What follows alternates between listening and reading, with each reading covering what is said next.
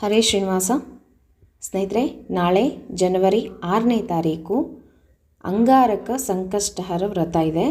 ಯಾರ್ಯಾರು ಪ್ರಥಮವಾಗಿ ಮೊದಲನೇದಾಗಿ ಸಂಕಷ್ಟಹರ ವ್ರತವನ್ನು ಪ್ರಾರಂಭ ಮಾಡ್ತಾ ಇದ್ದೀರೋ ಅಂಥವರು ಅಂಗಾರಕ ಬಂದಾಗ ಹಿಡಿಬೇಕು ಅಂತ ಹೇಳ್ತಾರೆ.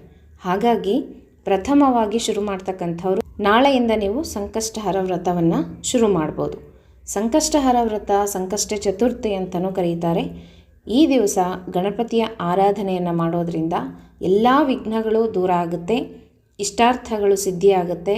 ಮತ್ತು ತುಂಬ ಕಿರಿಕಿರಿ ಇದೆ, ಯಾವ ಕೆಲಸಗಳು ಆಗ್ತಾ ಇಲ್ಲ ಅಂತ ಹೇಳೋರು ಸಂಕಷ್ಟಹರ ವ್ರತವನ್ನು ಮಾಡೋದರಿಂದ ಸುಲಭವಾಗಿ ಎಲ್ಲ ಕೆಲಸಗಳು ನೆರವೇರುತ್ತೆ. ಮತ್ತು ವಿದ್ಯಾಭ್ಯಾಸಕ್ಕಾಗಿ, ಮಕ್ಕಳ ವಿದ್ಯಾಭ್ಯಾಸಕ್ಕಾಗಿ ಸಹ ತಂದೆ ತಾಯಿ ಈ ಒಂದು ವ್ರತವನ್ನು ಮಾಡ್ಬೋದು.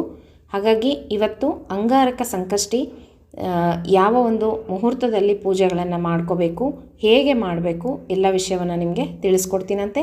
ನೋಡಿರಿ, ಅಂಗಾರಕ ಸಂಕಷ್ಟಿ ಯಾವಾಗಲೂ ಬರೋದಿಲ್ಲ, ವರ್ಷಕ್ಕೆ ಒಮ್ಮೆ ಅಥವಾ 2 ಬಾರಿ ಬರ್ಬೋದು. ಹಾಗಾಗಿ ನಾಳೆ ದಿವಸ ವಿಶೇಷವಾಗಿ 2026 ಜನವರಿ ತಿಂಗಳಲ್ಲಿ ಮೊದಲನೇದಾಗಿ ಆಚರಣೆಯನ್ನು ಮಾಡ್ತಕ್ಕಂಥ ಅಂಗಾರಕ ಸಂಕಷ್ಟಹರ ವ್ರತ. ಹಾಗಾಗಿ ನಾಳೆಯ ದಿವಸ ಎಲ್ಲರೂ ಆಚರಣೆಯನ್ನು ಮಾಡಿಕೊಳ್ಳ್ರಿ, ನಿಮ್ಮ ವಿಘ್ನಗಳ ನಿವಾರಣೆಗಾಗಿ ಅಂತ ಹೇಳ್ತಾ ಇವಾಗ ಸಂಕಷ್ಟಹರ ವ್ರತದ ಬಗ್ಗೆ ನಿಮಗೆ ತಿಳಿಸ್ಕೊಡ್ತೀನಂತೆ. ಈ ವ್ರತವನ್ನು ಪ್ರತಿ ತಿಂಗಳಲ್ಲಿಯೂ ಕೃಷ್ಣ ಪಕ್ಷದ ಚೌತಿ ದಿನ ಆಚರಣೆಯನ್ನು ಮಾಡಲಾಗುತ್ತೆ. ಈ ವ್ರತವನ್ನು ಸಾಯಂಕಾಲ ಮಾಡಿದ್ರೇ ತುಂಬ ಒಳ್ಳೆಯದು ಅಂತ ಹೇಳಲಾಗುತ್ತೆ. ಮತ್ತು ಸಾಯಂಕಾಲ ಸಮಯ ಇಲ್ಲ ಅಂತ ಹೇಳೋರು ಬೆಳಗ್ಗೆ ಸಹ ಮಾಡ್ಕೋಬೋದು. ಆದರೆ ಸಂಜೆ ಪೂಜೆ ಮಾಡೋದು ತುಂಬ ವಿಶೇಷ ಫಲವನ್ನು ಕೊಡುತ್ತೆ. ವ್ರತಾಚರಣೆಯ ದಿನ ಉಪವಾಸವನ್ನು ಆಚರಣೆಯನ್ನು ಮಾಡಬೇಕು, ನೇಮದಿಂದ ವ್ರತವನ್ನು ಆಚರಣೆ ಮಾಡಬೇಕು. ವ್ರತ ಮುಗಿದ ಮೇಲೆ ಚಂದ್ರ ಉದಯ ಅಂತ ಸಮಯ ಇರುತ್ತೆ, ಅದನ್ನು ನಾನು ತಿಳಿಸ್ಕೊಡ್ತೀನಿ ಮುಂದೆ. ಚಂದ್ರೋದಯ ಸಮಯ ನಂತರ ಊಟವನ್ನು ಮಾಡ್ಬೋದು, ನೈವೇದ್ಯ ಮಾಡಿ ಗಣಪತಿಗೆ ಊಟವನ್ನು ಮಾಡ್ಬೋದು. ಮತ್ತು ತಿಂಡಿಯನ್ನು ಸಹ ಕೆಲವೊಬ್ಬರು ತಿಂತಾರೆ, ಅದು ನಿಮಗೆ ಬಿಟ್ಟಿದ್ದು, ನಿಮ್ಮ ಇಷ್ಟ, ಹೇಗಾದರೂ ಮಾಡ್ಬೋದು. ಗಣಪತಿ ಮತ್ತು ಚಂದ್ರನಿಗೆ ಇಬ್ರಿಗೂ ಪೂಜೆಯನ್ನು ಮಾಡಬೇಕಾಗುತ್ತೆ. ಹಾಗೆಯೇ ಬೇರೆ ಬೇರೆಯಾಗಿ ಅರ್ಘ್ಯವನ್ನು ಸಹ ಕೊಡಬೇಕು, ಅದರ ಬಗ್ಗೆ ತಿಳಿಸ್ಕೊಡ್ತೀನಿ. ಗಣಪತಿಯ ಪೂಜಾ ಸಮಯದಲ್ಲಿ ಗಣಪತಿ ಅಷ್ಟೋತ್ತರವನ್ನು ಹೇಳ್ಬೋದು, ಸಹಸ್ರನಾಮಾವಳಿಗಳನ್ನು ಹೇಳಿಕೊಂಡು ಗಣಪತಿ ಪೂಜೆಯನ್ನು ಮಾಡ್ಕೋಬೋದು. ಇನ್ನು ಗಣಪತಿಯ ಪೂಜೆಯಲ್ಲಿ ತುಳಸಿಯನ್ನು ಗಣಪತಿಗೆ ಬಳಸಬಾರ್ದು. ಬರೀ ನಾವು ಗಣೇಶ ಚತುರ್ಥಿ ದಿನ ಗಣಪತಿಯನ್ನು ತಂದು ಪೂಜೆಯನ್ನು ಮಾಡ್ತೀವಲ್ವ, ಆವಾಗ ಮಾತ್ರ ನಾವು ತುಳಸಿಯನ್ನು ಅರ್ಚನೆಗೆ ಬಳಸಬೇಕಾಗುತ್ತೆ. ಮಿಕ್ಕ ದಿನಗಳಲ್ಲಿ ಗಣಪತಿಯ ಪೂಜೆಗೆ ತುಳಸಿ ನಿಷಿದ್ಧ, ಹಾಗಾಗಿ ತುಳಸಿಯನ್ನು ಬಳಸಬಾರ್ದು. ಇನ್ನು ಬಿಲ್ಪತ್ರೆಯಿಂದ ಪೂಜೆಯನ್ನು ಮಾಡ್ಬೋದು. ಕೆಂಪು ಕಣಗಲೆ ಹೂವು ತುಂಬ ಶ್ರೇಷ್ಠ, ತುಂಬೆ ಹೂವು ತುಂಬ ಶ್ರೇಷ್ಠವಾದದ್ದು. ಇನ್ನು ಕೆಂಪು ಹೂಗಳು ಯಾವುದಾದ್ರೂ ಏರಿಸಿ ಗಣಪತಿಗೆ ಪೂಜೆಯನ್ನು ಮಾಡ್ಬೋದು.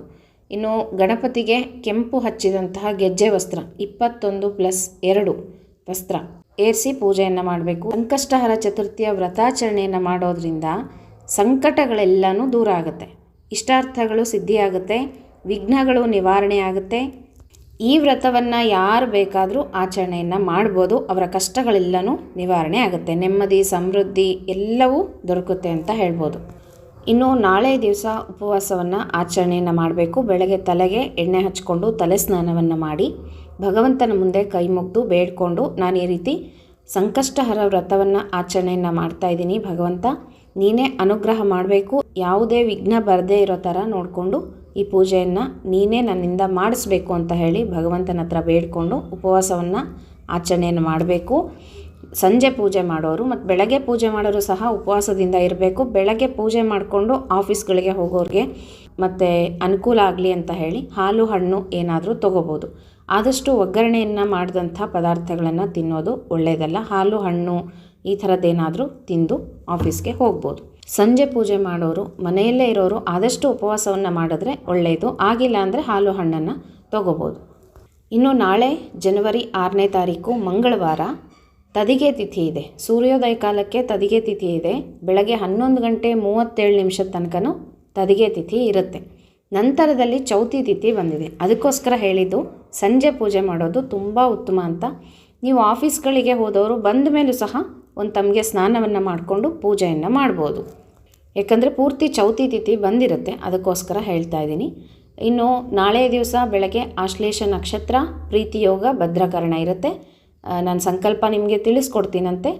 ಅದೇ ರೀತಿಯಾಗಿ ಸಂಕಲ್ಪ ಮಾಡಿಕೊಂಡು ಗಣಪತಿಯ ಪೂಜೆಯನ್ನು ಮಾಡಿಕೊಳ್ಳ್ರಿ. ಗಣಪತಿಯ ವಿಗ್ರಹ ಇದ್ದರೆ ವಿಗ್ರಹ ಇಟ್ಕೊಂಡು ವಿಗ್ರಹವನ್ನು ತೊಳೆದು ಫಸ್ಟು, ಆಮೇಲೆ ಪಂಚಾಮೃತವನ್ನು ಮಾಡ್ಬೋದು. ಇಲ್ಲ ಅಂದರೆ ಅಭಿಷೇಕವನ್ನು ಮಾಡಿ ನಂತರ ಗಂಧವನ್ನು ಹಚ್ಚಿ ಇಟ್ಟು ಗೆಜ್ಜೆ ವಸ್ತ್ರ ಹೂವನ್ನು ಏರಿಸಿ ಪೂಜೆಯನ್ನು ಮಾಡ್ಕೋಬೋದು. ಮತ್ತು ಫೋಟೋ ಇದ್ದರೆ ಫೋಟೋ ಪೂಜೆಯನ್ನು ಸಹ ಮಾಡ್ಕೋಬೋದು.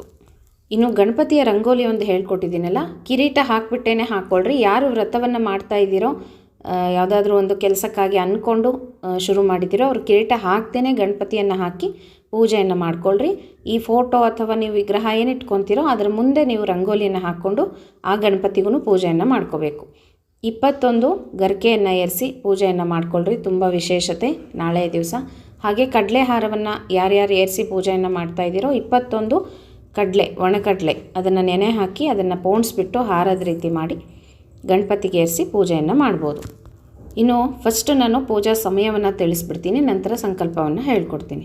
ಬೆಳಗ್ಗೆ ಪೂಜೆಯನ್ನು ಮಾಡೋರು ಬ್ರಾಹ್ಮಿ ಮುಹೂರ್ತದಲ್ಲಿ ಪೂಜೆಯನ್ನು ಮಾಡ್ಬೋದು. ಯಾಕೆ ಅಂದರೆ ಧನುರ್ಮಾಸದ ಪೂಜೆಗಳನ್ನು ಮಾಡ್ತಾ ಇರೋರು, ಮಾಘ ಸ್ನಾನವನ್ನು ಮಾಡ್ತಾ ಇರೋರು ಈ ರೀತಿ ನೀವು ಅನುಕೂಲ ಆಗುತ್ತೆ ಅಂದರೆ ಬೆಳಗ್ಗೆನೂ ನೀವು ಮಾಡ್ಕೋಬೋದು. ಬೆಳಗ್ಗೆ 5 ಗಂಟೆ 5 ನಿಮಿಷದಿಂದ 5 ಗಂಟೆ 56 ನಿಮಿಷದ ತನಕ ಬ್ರಾಹ್ಮಿ ಮುಹೂರ್ತದಲ್ಲಿ ಪೂಜೆಯನ್ನು ಮಾಡ್ಕೋಬೋದು. ಇನ್ನು ವಿಶೇಷವಾಗಿ ಸರ್ವಾರ್ಥ ಸಿದ್ಧಿ ಯೋಗ ಇದೆ ನಾಳೆ ದಿವಸ 6 ಗಂಟೆ 46 ನಿಮಿಷದಿಂದ 12 ಗಂಟೆ 17 ನಿಮಿಷದ ತನಕ ಇದೆ. ಹಾಗಾಗಿ 11:37 ನಂತರ ನಿಮಗೆ ಚೌತಿ ತಿಥಿ ಬಂದುಬಿಡುತ್ತೆ. ಹಾಗೆ ನೀವು ನಮಗೆ ಸಾಧ್ಯ ಆಗುತ್ತೆ ಮನೆಯಲ್ಲೇ ಇರ್ತೀವಿ ಪೂಜೆ ಮಾಡ್ಕೊತೀವಿ ಅನ್ನೋರು 6 ಗಂಟೆ 46 ನಿಮಿಷದಿಂದ 12 ಗಂಟೆ 17 ನಿಮಿಷದ ತನಕನೂ ಸಮಯ ಇದೆ. ಹಾಗಾಗಿ ತದಿಗೆ ತಿಥಿ ಮುಗಿದ ಮೇಲೆ 12 ಗಂಟೆ 17 ನಿಮಿಷದ ತನಕನೂ ಸಮಯ ಇರುತ್ತೆ. ಅದೂ ಸಹ ಸರ್ವಾರ್ಥ ಸಿದ್ಧಿ ಯೋಗ ಆಗಿರೋದ್ರಿಂದ ಆ ಸಮಯದಲ್ಲೂ ನೀವು ಪೂಜೆಯನ್ನು ಮಾಡ್ಕೋಬೋದು. ಇನ್ನು ಅಮೃತ ಕಾಲ ಇದೆ 10 ಗಂಟೆ 46 ನಿಮಿಷದಿಂದ 12 ಗಂಟೆ 17 ನಿಮಿಷದ ತನಕನೂ ಹೇಳಿದ್ನಲ್ಲ, ಆ ಸಮಯದಲ್ಲೂ ಸಹ ನೀವು ಪೂಜೆಯನ್ನು ಮಾಡ್ಕೋಬೋದು. ಇನ್ನು ಅಭಿಜಿತ್ ಮುಹೂರ್ತ ಇದೆ 12 ಗಂಟೆ 5 ನಿಮಿಷದಿಂದ 12 ಗಂಟೆ 50 ನಿಮಿಷದ ತನಕ ಸಮಯ ತುಂಬ ಚೆನ್ನಾಗಿದೆ. ಹಾಗಾಗಿ 11:37 ನಂತರ ಯಾರು ಪೂಜೆಯನ್ನು ಮಾಡ್ತೀರೋ ಒಳ್ಳೊಳ್ಳೆ ಮುಹೂರ್ತ ಇದೆ, ಆ ಸಮಯದಲ್ಲಿ ನೀವು ಗಣಪತಿ ಪೂಜೆಯನ್ನು ಮಾಡ್ಕೋಬೋದು.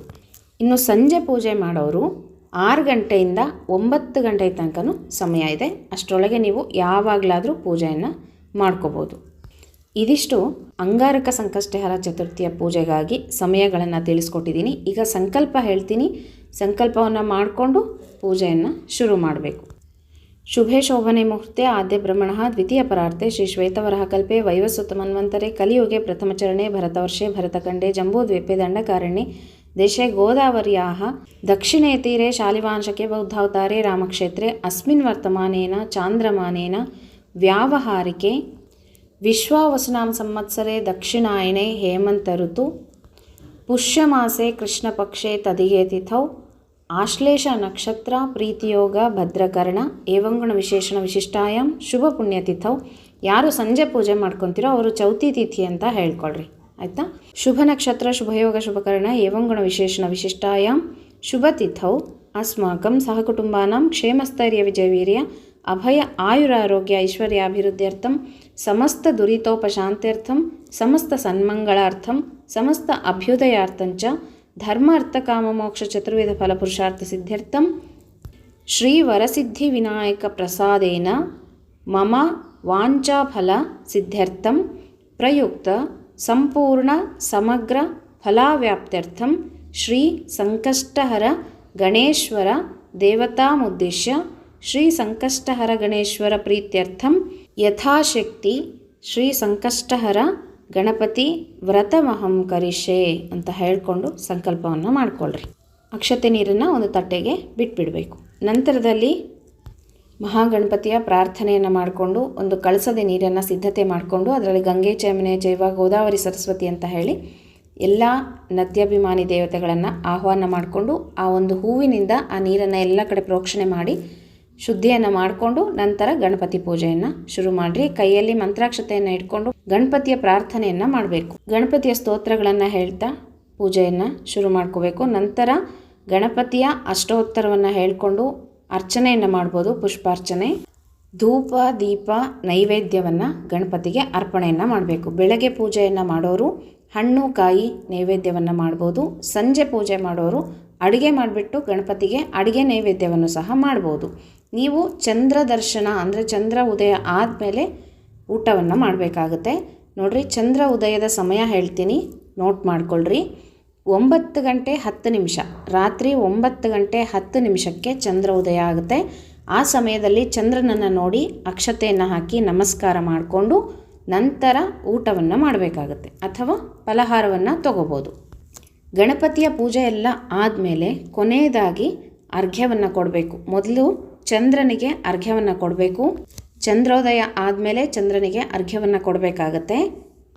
ಕೈಯಲ್ಲಿ ನಿಂಬೆಹಣ್ಣು, ನಾಣ್ಯ ಅಥವಾ ಬಂಗಾರದ ಕಾಯಿನ್ ಇದ್ದರೆ ಕಾಯಿನ್ ಇಟ್ಕೋಬೋದು. ಏನೂ ಇಲ್ಲ ಅಂತಂದರೆ ಅಕ್ಷತೆಯನ್ನು ಕೈಯಲ್ಲಿ ಹಿಡ್ಕೊಂಡು ಅರ್ಘ್ಯವನ್ನು ಕೊಡಬೇಕಾಗುತ್ತೆ. ಕೈಯನ್ನು ಕೆಳಮುಖವಾಗಿ ಒಂದು ಪಾತ್ರೆಯಲ್ಲಿ ಕೈಯನ್ನು ಇಟ್ಕೊಂಡು ಅಕ್ಷತೆ ಕೈಯಲ್ಲಿ ಇರಬೇಕು, ನೀರು ಹಾಕ್ತಾ ಹೋಗಬೇಕು. ನೀವು ನಾನೀಗ ಮಂತ್ರ ಹೇಳ್ತೀನಿ, ಅದೇ ಪ್ರಕಾರವಾಗಿ ಅರ್ಘ್ಯವನ್ನು ಕೊಡ್ರಿ. ಕ್ಷೀರಸಾಗರ ಸಂಭೂತ ಸುಧಾರೂಪ ನಿಶಾಕರ ಗೃಹಾಣಾರ್ಘ್ಯಂ ಮಯಾ ದತ್ತಂ ಗಣೇಶ ಪ್ರೀತಿವರ್ಧನಂ ರೋಹಿಣಿ ಸಹಿತ ಚಂದ್ರಮಸೆ ನಮಃ ಇದಮರ್ಘ್ಯಂ ಸಮರ್ಪಯಾಮಿ ಅಂತ ಹೇಳಿ ಒಂದು ಉದ್ಧರಣೆ ನೀರನ್ನು ಕೈಯಲ್ಲಿ ಹಾಕ್ಕೊಂಡು ಪಾತ್ರೆಗೆ ಬಿಡಬೇಕು. ಇದು ಚಂದ್ರನಿಗೆ ಅರ್ಘ್ಯವನ್ನು ನೀಡೋ ರೀತಿ. ನಂತರ ಗಣಪತಿಗೆ ಅರ್ಘ್ಯವನ್ನು ಕೊಡಬೇಕು. ಗಣೇಶಾಯ ನಮಸ್ತುಭ್ಯಂ ಸರ್ವಸಿದ್ಧಿಪ್ರದಾಯಕ ಸಂಕಷ್ಟಂ ಹರಮೇ ದೇವ ಗೃಹಾಣಾರ್ಘ್ಯಂ ನಮೋಸ್ತುತೆ ಗಣೇಶಾಯ ನಮಃ ಪ್ರಥಮರ್ಘ್ಯಂ ಸಮರ್ಪಯಾಮಿ ಅಂತ ಹೇಳಿ ಒಂದು ಬಾರಿ ಅರ್ಘ್ಯವನ್ನು ಕೊಡಬೇಕು. ಮೊದಲಿಗೆ ಚಂದ್ರನಿಗೆ ಅರ್ಘ್ಯವನ್ನು ಕೊಟ್ಟಾಗ ಆ ಅಕ್ಷತೆ ಕೈಯಲ್ಲಿ ಏನು ಇಟ್ಕೊಂಡಿರ್ತೀರೋ ಅದಷ್ಟನ್ನು ಪಾತ್ರೆಗೆ ಬಿಟ್ಬಿಡಬೇಕು. ಮತ್ತೆ ಹೊಸದಾಗಿ ಅಕ್ಷತೆಯನ್ನು ತಗೊಂಡು ಗಣೇಶನಿಗೆ ಈ ಮಂತ್ರವನ್ನು ಹೇಳ್ತಾ ಅರ್ಘ್ಯವನ್ನು ಕೊಡಬೇಕು. ಪ್ರಥಮವಾಗಿ ಒಂದು ಬಾರಿ ಅರ್ಘ್ಯವನ್ನು ಕೊಟ್ಟ ಮೇಲೆ ಆ ಅಕ್ಷತೆ ಹಾಗೇ ಇರಬೇಕು ಕೈಯಲ್ಲಿ. ಖಾಲಿ ಆಗಿದೆ ಅಂದರೆ ಇನ್ನೊಂದು ಸ್ವಲ್ಪ ಅಕ್ಷತೆಯನ್ನು ಹಾಕೋಬೋದು ನೀವು. ನಂತರ 2ನೇ ಬಾರಿ ಅರ್ಘ್ಯವನ್ನು ಕೊಡಬೇಕು. ಕೃಷ್ಣ ಪಕ್ಷೆ ಚತುರ್ಥ್ಯಾಂತು ಪೂಜಿತೋಸಿ ವಿಧೂದಯೇ ಕ್ಷಿಪ್ರಂ ಪ್ರಸಾದಿತೋ ದೇವ ಗೃಹಾಣಾರ್ಘ್ಯಂ ನಮೋಸ್ತುತೆ ಶ್ರೀ ಸಂಕಷ್ಟಹರ ಗಣೇಶಾಯ ನಮಃ ದ್ವಿತೀಯಾರ್ಘ್ಯಂ ಸಮರ್ಪಯಾಮಿ ಅಂತ ಹೇಳಿ 2ನೇ ಬಾರಿ ಅರ್ಘ್ಯವನ್ನು ಕೊಡಬೇಕು. ಇನ್ನು ಮತ್ತೆ ಇನ್ನೊಂದು ಬಾರಿ ಅರ್ಘ್ಯವನ್ನು ಕೊಡಬೇಕು. ತಿಥಿ ನಾಮುತ್ತಮೇ ದೇವ ಗಣೇಶ ಪ್ರಿಯವಲ್ಲಭೆ ಸರ್ವಸಂಕಷ್ಟನಾಶಾಯ ಗೃಹಾಣಾರ್ಘ್ಯಂ ನಮೋಸ್ತುತೆ ಅಂತ ಹೇಳಿ ಸಂಕಷ್ಟಹರ ಗಣೇಶಾಯ ನಮಃ ತೃತೀಯಾರ್ಘ್ಯಂ ಸಮರ್ಪಯಾಮಿ ಅಂತ ಹೇಳಿ 3 ಬಾರಿ ಗಣಪತಿಗೆ 3 ಉದ್ಧರಣೆ ನೀರನ್ನು ಅರ್ಘ್ಯವಾಗಿ ಕೊಡಬೇಕು. ಚಂದ್ರೋದಯ ಆದಮೇಲೆ ನಾನೊಂದು ಸಮಯ ಹೇಳಿದ್ನಲ್ಲ, ಆ ನಂತರ ಚಂದ್ರನಿಗೆ ಅರ್ಘ್ಯವನ್ನು ಕೊಡಬೇಕು. ನಂತರ ಗಣಪತಿಗೆ ಅರ್ಘ್ಯವನ್ನು ಕೊಟ್ಟು ಪೂಜೆಯನ್ನು ಸಂಪೂರ್ಣ ಮಾಡಬೇಕು. ನಂತರ ನೀವು ಫಲಹಾರ ಅಥವಾ ಊಟವನ್ನು ಸ್ವೀಕಾರ ಮಾಡ್ಬೋದು. ಇನ್ನು ಗಣಪತಿಯ ಪೂಜೆ ಆದಮೇಲೆ ಚಂದ್ರೋದಯದ ತನಕ ಸಮಯ ಇರುತ್ತೆ. ಅಲ್ಲಿ ತನಕ ಗಣಪತಿಯ ಸ್ತೋತ್ರಗಳು ಅಥವಾ ದೇವಸ್ಥಾನಕ್ಕೆ ಹೋಗಿ ಗಣೇಶನ ದರ್ಶನವನ್ನು ಮಾಡ್ಕೊಂಡು ಬರೋದು ಮಾಡ್ಬೋದು. ಇನ್ನು ಒಂದು ಮಂತ್ರ ಹೇಳ್ತೀನಿ, ಅದನ್ನು ನೀವು 48 ಬಾರಿ ಜಪವನ್ನು ಮಾಡಿದ್ರೆ ಶೀಘ್ರ ಫಲವನ್ನು ನೀವು ಪಡಿಬೋದು. ಗಂಡಸರು ಓಂ ಗಂ ಗಣಪತಯೇ ನಮಃ ಅಂತ ಹೇಳಿ 48 ಬಾರಿ ಜಪವನ್ನು ಮಾಡ್ಕೋಬೇಕು. ಸ್ತ್ರೀಯರು ಹೆಣ್ಣು ಮಕ್ಕಳಾದರೆ ಶ್ರೀ ಗಂ ಗಣಪತಯೇ ನಮಃ ಅಂತ ಹೇಳಿ 48 ಬಾರಿ ಜಪವನ್ನು ಮಾಡಿಕೊಂಡ್ರೆ ಎಲ್ಲ ಇಷ್ಟಾರ್ಥಗಳು ಸಿದ್ಧಿಯಾಗುತ್ತೆ. ಶೀಘ್ರ ಫಲವನ್ನು ನೀವು ಪಡಿಬೋದು. ಈ ರೀತಿ ಸಂಕಷ್ಟಹರ ಗಣಪತಿ ವ್ರತ, ಅದರಲ್ಲೂ ನಾಳೆ ಮುಖ್ಯವಾಗಿ ಅಂಗಾರಕ ಸಂಕಷ್ಟಹರ ವ್ರತ ಇದೆ. ಇಷ್ಟು ದಿನ ಸಂಕಷ್ಟಹರ ವ್ರತವನ್ನು ಮಾಡ್ತಾ ಇರೋರು ವಿಶೇಷವಾಗಿ ನಾಳೆ ದಿವಸ ಪೂಜೆಯನ್ನು ಮಾಡಿಕೊಳ್ಳ್ರಿ. ಹೊಸದಾಗಿ ಯಾರಾದರೂ ವ್ರತವನ್ನು ಶುರು ಮಾಡೋರು ನಾಳೆ ದಿವಸ ಮಾಡ್ಬೋದು. ಮತ್ತು ಮುಂದಿನ ವಿಡಿಯೋದಲ್ಲಿ ಸಂಕಷ್ಟನಾಶನ ಗಣಪತಿ ಸ್ತೋತ್ರವನ್ನು ನಿಮಗೆ ಹೇಳ್ಕೊಡ್ತೀನಿ. ಈ ಸ್ತೋತ್ರವನ್ನು ಹೇಳೋದ್ರಿಂದ ನಿಮ್ಮ ಕಷ್ಟಗಳೆಲ್ಲನೂ ಪರಿಹಾರ ಆಗುತ್ತೆ, ಇಷ್ಟಾರ್ಥಗಳು ಸಿದ್ಧಿಯಾಗುತ್ತೆ. ಮತ್ತು ಮುಂದಿನ ವಿಡಿಯೋ ಒಟ್ಟಿಗೆ ಸಿಗ್ತೀನಿ ಸ್ನೇಹಿತರೆ. ಹರೇ ಶ್ರೀನಿವಾಸ.